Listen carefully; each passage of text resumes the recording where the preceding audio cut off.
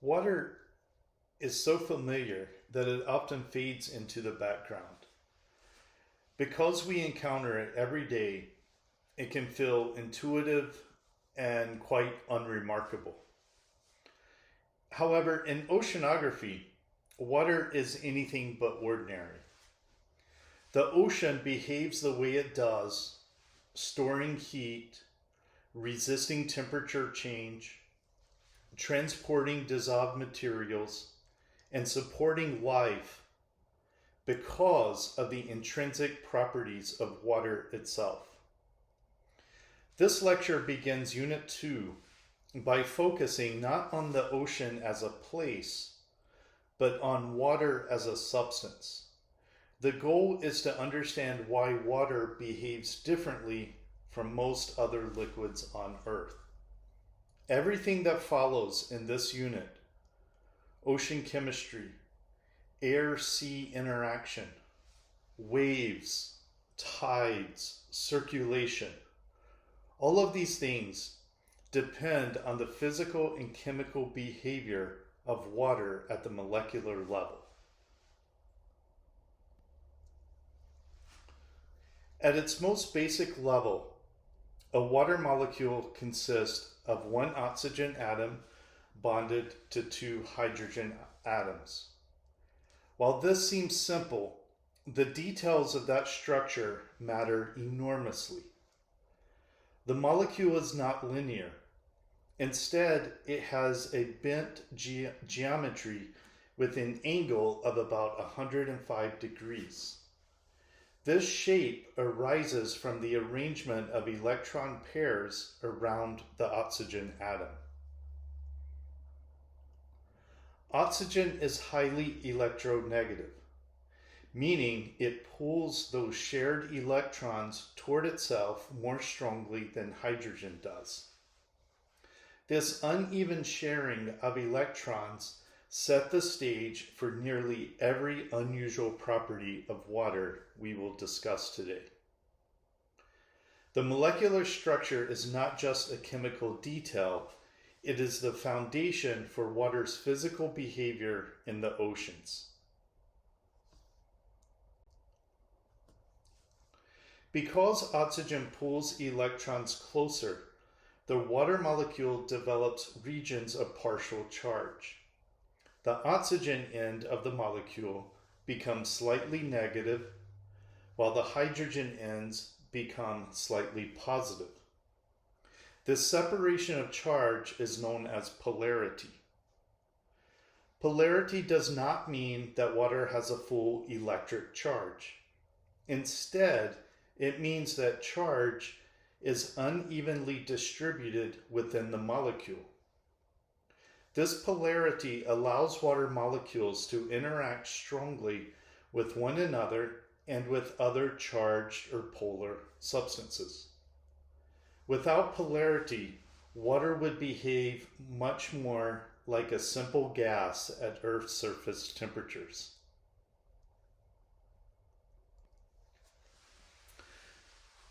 The attraction between the partially positive and partially negative regions of different molecules is called an electrostatic force. These forces are weaker than the covalent bonds, but they are incredibly important because they occur everywhere in liquid water.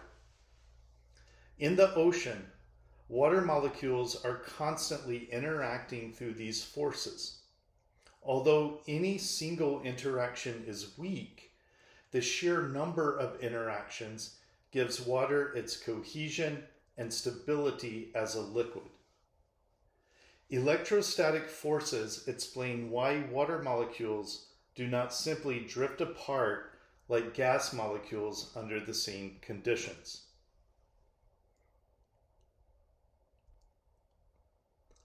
A hydrogen bond is a specific type of electrostatic attraction that occurs when the partially positive hydrogen of one molecule is attracted to the partially negative oxygen of another.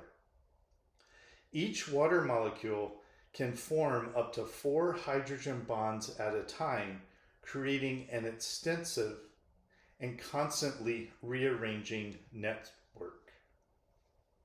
These bonds are temporary. They break and reform continuously.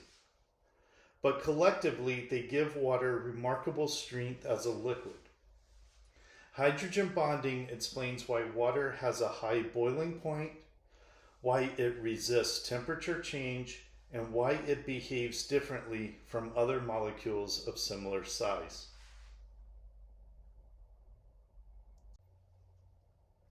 Cohesion refers to the tendency of water molecules to stick to one another. This property arises directly from hydrogen bonding. Cohesion allows water to behave as a continuous fluid rather than as independent molecules. In the ocean, cohesion allows water to move as a connected mass. It contributes to the formation of waves, the persistence of currents, and the integrity of the ocean's surface. While those processes will be discussed later, cohesion is the molecular reason they are even possible.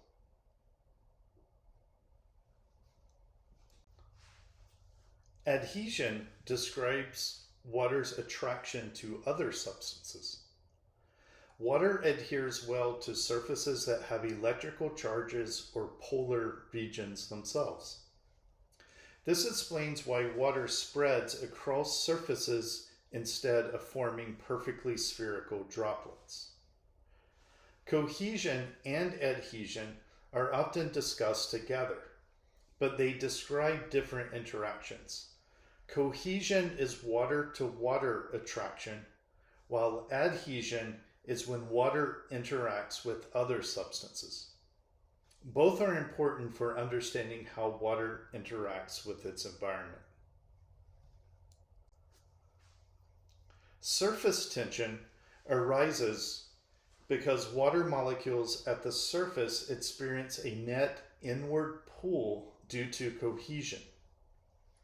Molecules below the surface are pulled equally in all directions, but surface molecules are not.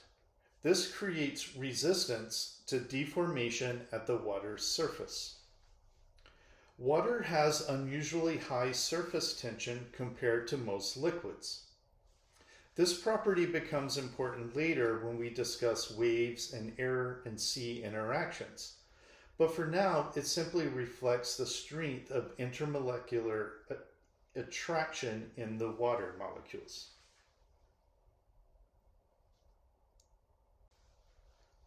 Heat capacity refers to the total amount of heat required to raise the temperature of an object, which depends on how much material is present. However, specific heat is the amount of heat required to raise the temperature of 1 gram of a substance by 1 degree Celsius. Specific heat is an intrinsic property of a material. Water's specific heat is exceptionally high, meaning it can absorb a large amount of heat with relatively little change in temperature. Can you think how this can be impactful to the ocean water? Let's see. When heat is added to water, much of that energy is used to break hydrogen bonds rather than to increase molecular motion. As a result, water warms slowly compared to many other substances. This property allows large bodies of water, including the oceans, to absorb vast amounts of heat without undergoing dramatic temperature changes. As we will explain in more detail later in the unit, this property stabilizes ocean water temperature, and that helps moderate air temperatures.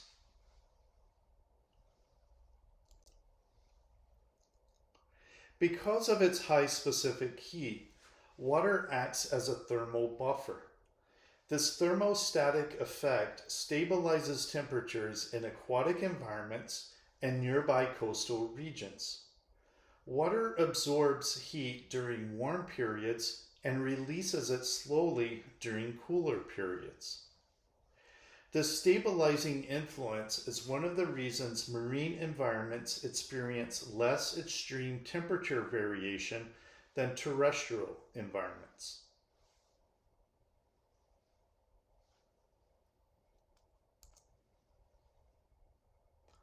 The heat of vaporization is the amount of energy required to convert liquid water into water vapor. Water's heat of vaporization is high because hydrogen bonds must be broken before molecules can escape into the gas phase. This means that evaporation removes a large amount of energy from liquid water without immediately increasing the temperature.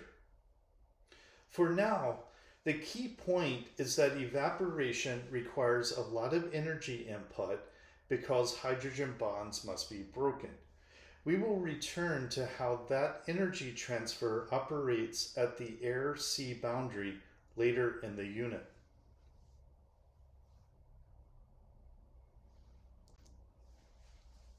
Density describes how tightly matter is packed. As water cools, molecules generally move closer together, increasing the density. This behavior is typical of most substances. The illustration on the right shows how water molecules are arranged as gas, liquid, and solid.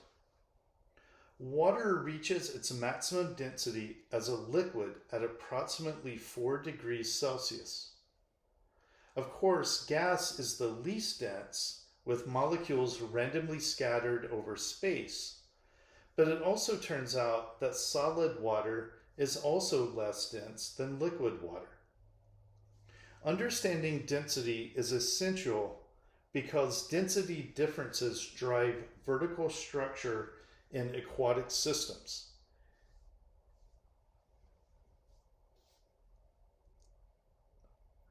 As water freezes, hydrogen bonds lock molecules into a crystalline structure that occupies more space than liquid water. This makes ice less dense, causing it to float. Floating ice insulates the water below, allowing liquid water to persist beneath ice cover.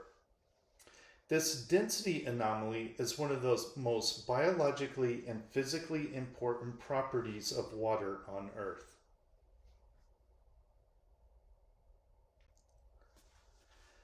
Because of hydrogen bonding, water exists naturally on Earth as a solid, as a liquid, and as a gas.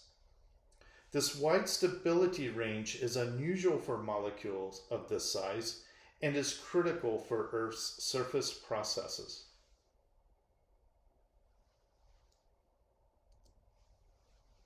Water is often described as the universal solvent because it dissolves more substances than any other liquid.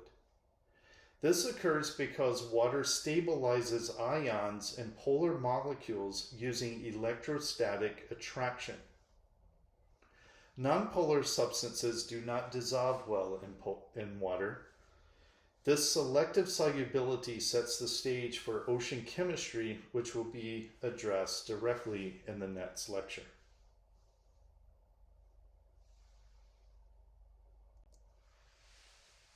Water molecules continuously dissociate into hydrogen and hydroxide ions and then recombine. This process occurs even in pure water and establishes a baseline chemical activity within liquid water.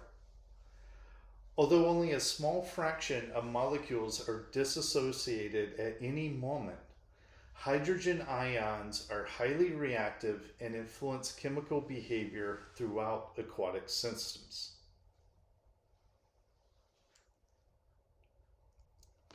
pH is a measure of hydrogen ion concentration expressed on a logarithmic scale. A change of 1 pH unit represents a 10-fold change in hydrogen ion concentrations. Pure water has equal concentrations of hydrogen and hydroxide ions, resulting in a pH near 7. At this stage, pH is introduced as a descriptive chemical parameter. The mechanisms that control pH in the ocean will be explored in the next lecture.